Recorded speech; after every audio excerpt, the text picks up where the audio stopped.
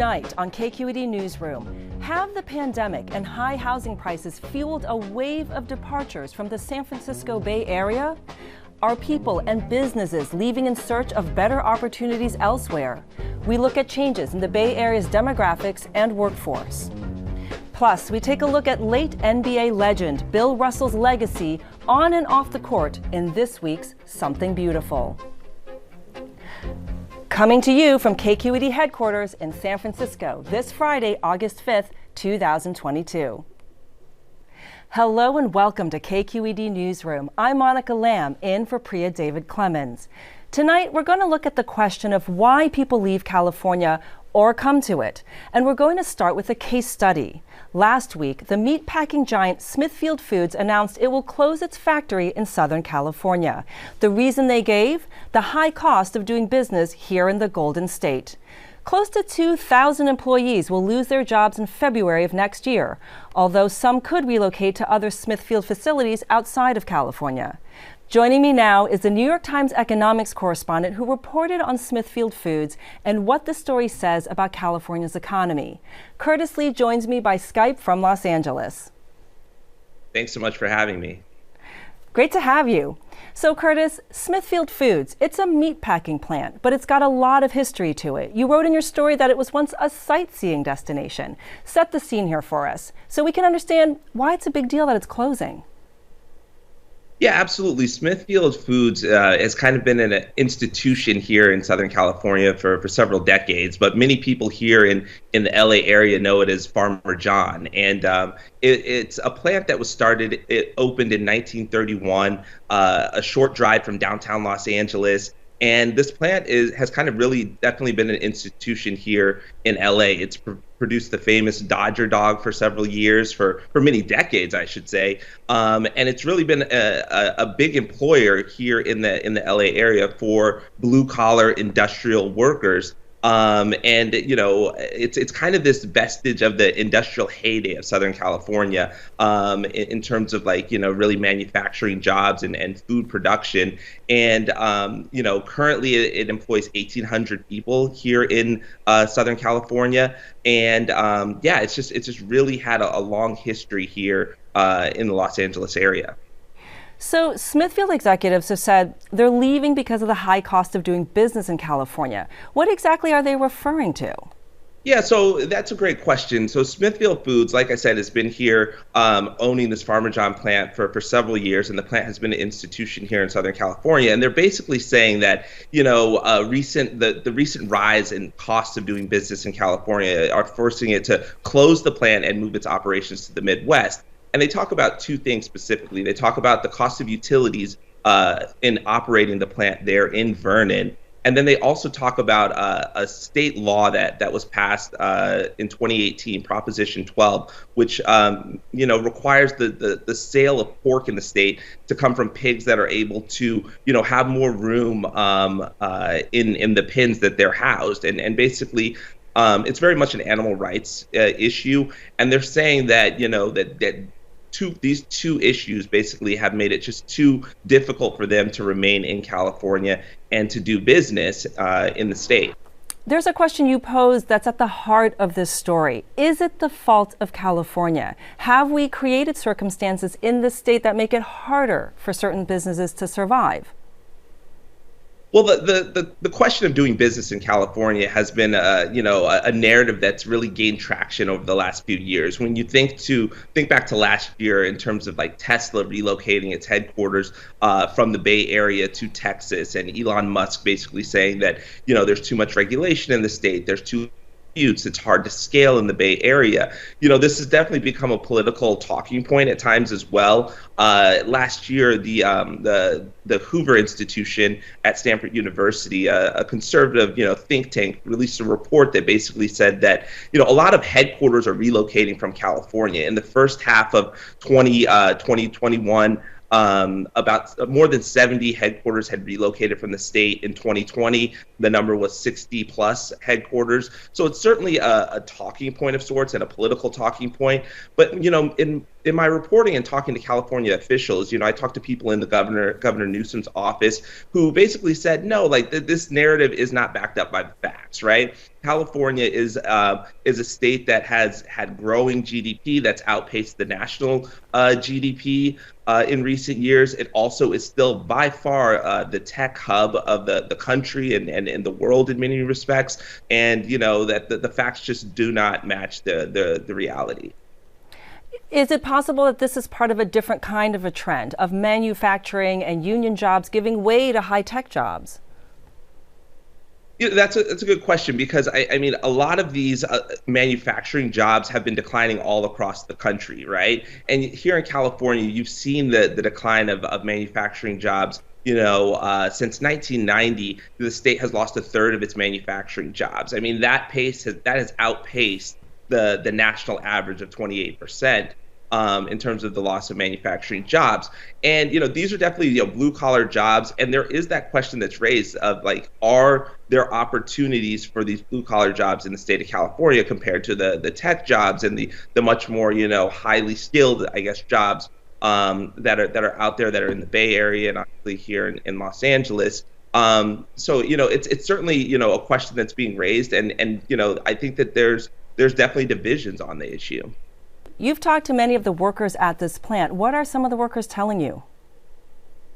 The workers are deeply concerned about losing their jobs next year in early 2023. I mean, at the Farmer John plant, there are 1,800 workers there. Most of the workers are Latino. Most are over the age of 50. And, these are people who have, really invested their lives into this plant. People who have worked here for several decades, who have, were on the front lines during the pandemic, who didn't have the opportunity to work from home, who were going in every day in 2020 and having to work throughout the pandemic, who got sick, who also, brought the virus home and got their loved ones sick. I talked to one man, Mario Melendez, who was telling me that he had got sick at the Vernon plant there, and he brought the virus home to his brother and his mother, who passed away from COVID-19. And he was devastated. And he has worked at the plant for more than a decade, and he has put a lot on the line for the Farmer John Smithfield Foods plant there in Vernon. And I should note that this plant has also, faced a lot of fines from California regulators during the COVID-19 pandemic for basically not providing, a safe space for people to work, for people to space out and, social distance and really, be able to work during the coronavirus pandemic. And, they faced a lot of fines. Well, Kurtis, you plan to keep following the story, right? What will you be keeping an eye on as the situation unfolds? Absolutely. I'll be covering this, in the months ahead leading up to this closure in early 2023. And, I really want to hear more from the workers. What are some opportunities that they're looking at after this plant closes? What exactly is the city, the county, the state looking to do to help these workers? The UFCW, which represents the workers at the plant, basically are saying that they're trying to find new jobs for people who are going to lose their jobs. They're also trying to find a buyer for the plant there in Vernon. That could possibly, a new company could come in. So there's a lot of moving parts to this right now that I'll be following in the months ahead. Great. Well, thank you so much for joining us. Kurtis Lee, New York Times economics correspondent. Thanks so much for having me. We've just talked about what happens when a company says it's too hard to do business in California. Now, let's talk about what happens when individuals and families say it's too hard to live in California. Do you think you're here to stay, or have you ever thought about leaving? I've definitely thought about leaving. I would like more space, and for the amount of money for the space that you buy here, I don't really see any type of near future where I can afford a place with even a yard or more than 2 bedrooms. What do you think about the cost of housing in the Bay Area? Oh, it's crazy. It's really crazy. I don't see how people can manage to live here. I mean, you have to have a roommate to live here in San Francisco. It's unbelievable, really unbelievable. But it's a complex situation. There are plenty of people coming to the Bay Area. One study found that more than half of startups in the unicorn category, that is valued at over $1 billion, are founded by immigrants. Joining me now to discuss who's coming, who's going, and why are KQED Silicon Valley Senior Editor Rachel Myrow, San Francisco Bureau Chief for MarketWatch Jeremy Owens, and Policy Link Director of Equitable Economy Abby Langston. So, burning question. Are people leaving the Bay Area? Yeah, they're especially leaving San Francisco. I mean, I think if you look at this boom long term from probably the end of the Great Recession back in 2008, 2009, the change in this boom, the mobile boom versus the PC boom in the late 90s, San Francisco became the capital of Silicon Valley. Silicon Valley kind of swallowed the rest of the Bay Area in a way it did not in the late 90s. You know, San Francisco had Multimedia Gulch and a few high-profile people lived there. In this boom, all of these people came here and lived in San Francisco to work at South Bay companies. And those South Bay companies got San Francisco office space and all of this. And what we're seeing now is it got too overheated. In the 2010s, too many people moved to San Francisco, too many companies put in there, and now we're starting to see that pressure come off a little bit. And people are leaving San Francisco, especially young people that moved out here in the past decade. And what are the reasons they are giving for leaving the Bay Area? Well, as we just heard, right, even if you have the money, it's probably going to be money that two salaries in tech provide. You still get something that's very, very small. And I'll just disagree with you a little bit, Jeremy. It's not all about San Francisco. We're seeing a lot of the same trends all over the Bay Area, including the South Bay, where there are huge populations of people who work in tech, making the money that should be able to afford them a house where you could, say, raise a family.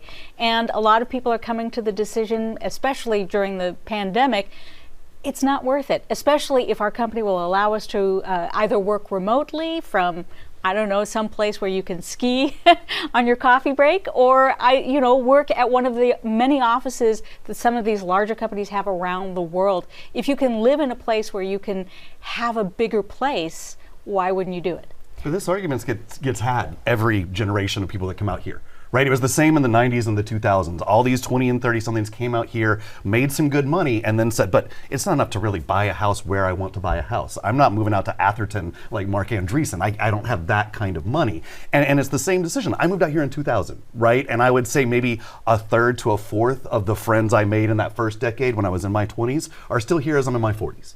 Right? Some of us are fortunate enough to find a house and be able to live here, and some of us end up moving away, right? And that is the cycle that the Bay Area goes through every decade or so. And this time it seems people are leaving earlier.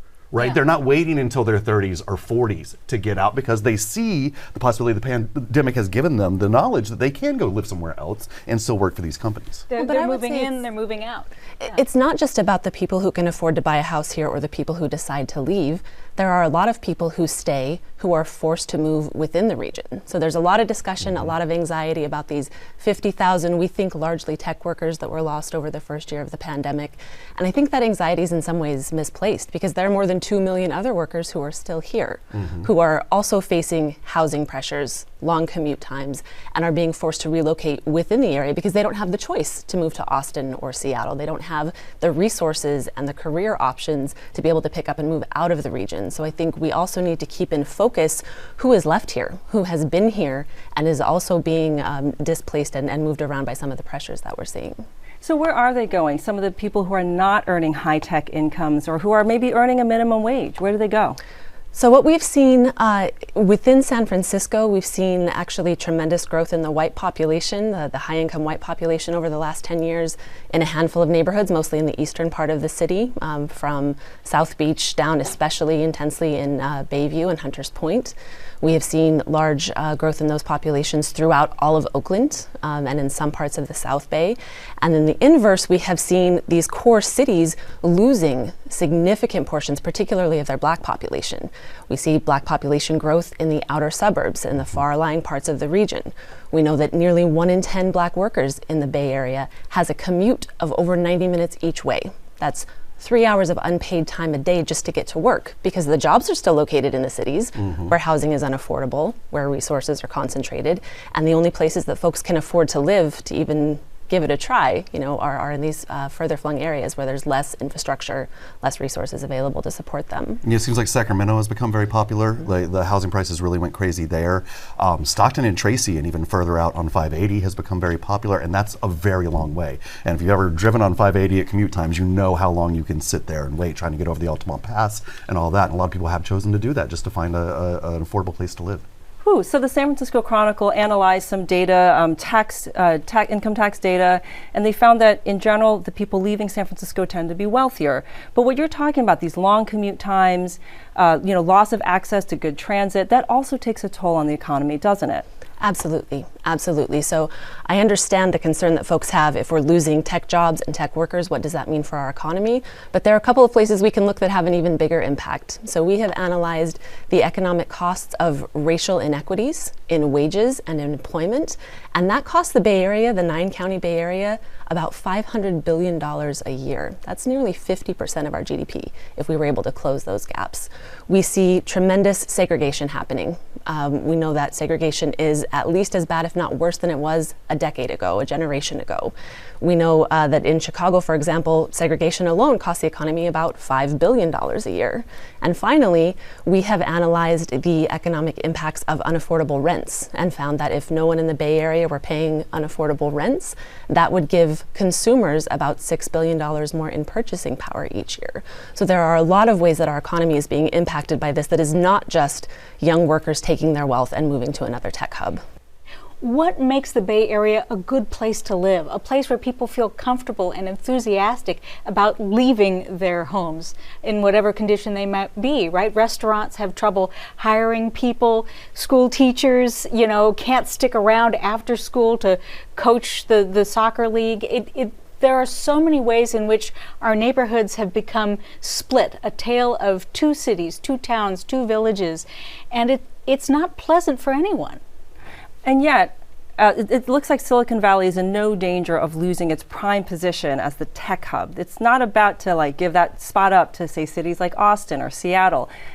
Despite the departure of some pretty high-profile companies that have generated headlines, why not? Well, I'll tell you, because a lot of the venture capital money is still coming here. Bay Area still leads an amount of venture capital raised. And if you look at the companies that left, Oracle, HPE, they still have massive operations here. That Oracle building out on the peninsula isn't going anywhere, and there are still people going in there, right? They may be laying people off. We don't know yet. We're still trying to find out about that. But the fact is, that is an older company that is not growing. The small companies that are growing are still here. The companies that grew in the past 10 or 15 years are still here. Facebook and Apple and Google have their giant palaces in the South Bay where they're going to have employees stocked full of. And tech job growth is still happening, right? Tech workers, especially when you get to software developers and stuff like that, they're not in danger. Even if they do get laid off, there will be people desperate for their work. Look, we need to look at the janitors, the shuttle drivers, the lower income people who are part of that ecosystem. A lot of these giant Silicon Valley companies and campuses have continued to pay them during this pandemic, even while not having employees there. When they're looking to make cuts now, as the economy sours, where are they going to look? They're not going to look at their software developers. They're not going to look at their high income earning. They're going to look at their low income earning, what they consider replaceable. Most of them are on contract. They are not actual employees. Well, they're not even working for the company. They're working for subcontractors. I think there's also another thing that we sometimes lose sight of, which is that there's not just one tech boom happening in the Bay Area. There are two. There's just regular tech, if you will, and then there's health tech. Biotech, all kinds of companies. You see them primarily on the north end of the peninsula, but really, as you're saying, many of these companies are so big now that they have multiple offices even within the Bay Area. And we see lots of VC money coming to the Bay Area. Texas VC money, I don't think I can squeeze my fingers together enough to show you how small that kind of money is. So yeah, if Texas is taking some of the growth, I say God bless, good luck, but we're in no danger of losing our primacy here in the Bay Area as the heart of Silicon Valley. So people come, people go, new people come to replace them. One of the things that you've been tracking with PolicyLink is the racial and ethnic makeup of the Bay Area. And we have some graphics here that are based on some of the data that your organization has put together. If you wouldn't mind breaking them down for us a little bit. Sure. So one of the things that we look at through the Bay Area Equity Atlas is the racial ethnic composition of the region. And we see that in 2000, the Bay Area was already about 50% people of color, which is well ahead of national trends. The U.S. is projected to become a majority people of color nation in about 2044. So you can see that we are well ahead of that. Half of the population in 2000 was white, about a fifth was Asian or Pacific Islander, another fifth was Latinx. And then 7% black residents, 4% mixed and other. We've seen a lot of growth in that last category. It's a much younger racial ethnic group than the others, so now and is growing really quickly. So fast forward 20 years, how has it changed? Right, so then in the most recent data that we have available in 2019, we see that the white population is now just about 39%. And that's not because the area is declining overall. We've seen population growth, pretty significant growth over that time period, but really rapid diversification. The Oakland, San Francisco and San Jose areas are some of the most diverse in the country when we look at an index. So we now have about just under 40% of the population is white. We've seen significant growth among Asian or Pacific Islanders, who are now more than a quarter of the population. Another quarter is Latino. We have seen some decline in the black population. More so, we have seen movement in terms of where black communities live in the Bay Area. A lot of movement out of the core cities of San Francisco, San Jose, Oakland, into the outer areas of the region. And is this diversity reflected in the tech sector? Absolutely. I mean, in the South Bay, if you think of it in terms of a U.S. Census district, I would say the population is half Asian, and primarily South Asian, and also recent Chinese immigrants. So there is a lot of diversity in some respects, but obviously we still fail to see among the workforces, especially in that rarefied software engineering part of tech. And in management. Yeah, and right? in management. You know, yeah. And for those who do provide the information, we journalists have tried for years to get actual racial and gender makeups of the workforces out of these companies. Some do provide, some don't, right? But what we do see from those who do is management is very white and very male. There are a lot of Asians. There are a lot of Asians, yes. The gender makeup is shocking when you look at the number of women in management. And to be sure, this is not just a Silicon Valley problem. Right, I believe it was the Fortune 400 that said less than 5% of the CEOs on their list are women at this point, right? And so that's an issue within there. But definitely Latinos, definitely blacks are not being seen by the numbers that we see them in the Bay Area in those tech companies. Right, and it's, you know, it would be great to have better information from individual companies, but we can also look at this, you know, from an industry and occupation lens. We just saw that 27% of the population in the region is Asian or Pacific Islander, but about 53% of folks with computer and mathematical occupations. Among the quarter, there are a quarter of Latinos in the Bay Area. They make up about 5% of those occupations. Black workers make up about 2%. So there is deep, deep occupational segregation that goes hand in hand with the residential segregation that we've been talking about, and are really mutually reinforcing mechanisms. So I talked with someone who recently left the Bay Area. She now lives in Chicago, and the diversity of the Bay Area is part of what attracted her to living here, and she's sad to go. But let's take a quick listen to what she had to say. Well, I think the pandemic kind of aggravated some of our concerns about the Bay Area. We were, first of all, kind of unsure about whether or not we would be able to afford a home. So that was definitely a concern that we had. And then I think there was also some hesitancy about the growing homelessness crisis, as well as feelings of being unsafe out in public. So Leah works in a creative, skilled industry, but she's not in tech. She worked for a San Francisco radio station, KALW, and now produces podcasts in Chicago. But is she an example of the dilemma that's facing many middle-class Bay Area people and families here, that she feels pushed out? Well, yeah, you get the choice between leaving or taking over a home that a lower income person probably needs, and forcing them out. And it's a horrible decision to make, honestly. And it is the governments of the Bay Area that are forcing us to make that decision, because they have not built enough housing. They fight to not build housing, either affordable or just regular housing. And so there's not enough for these people who come out here. They displace lower income people, and that's a horrible decision to make, is if you take a house, pay more for a house than it's worth, and displace somebody who has probably lived there for generations just to stick around. Yeah, this is absolutely critical. Right now, all municipalities throughout the region are working on their housing elements, deciding where to build housing and at what levels of affordability.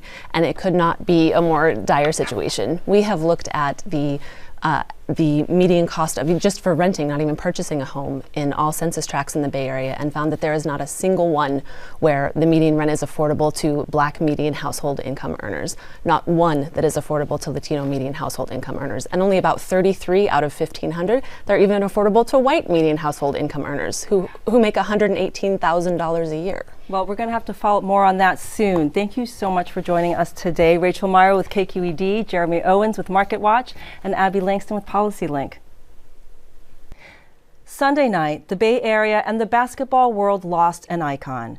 This week, Something Beautiful celebrates Bill Russell.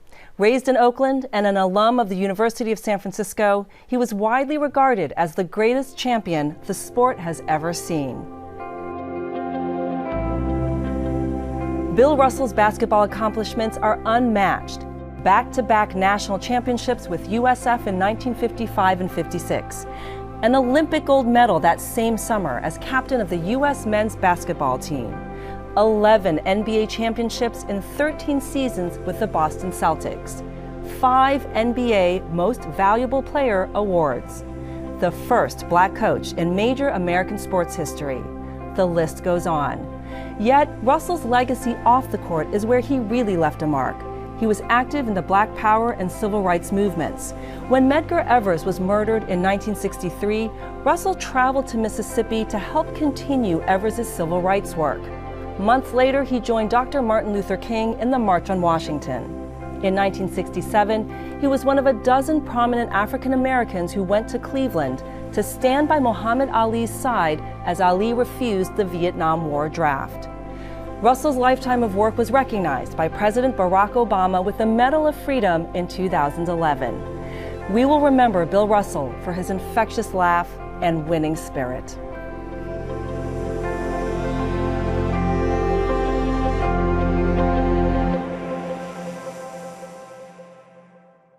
And that's the end of our show for tonight. You can find KQED Newsroom online or on Twitter, or email us at knr@kqed.org. And you can reach me on social media at Monica Z. Lamb. Thank you for joining us. We'll see you right back here next Friday night. Have a great weekend.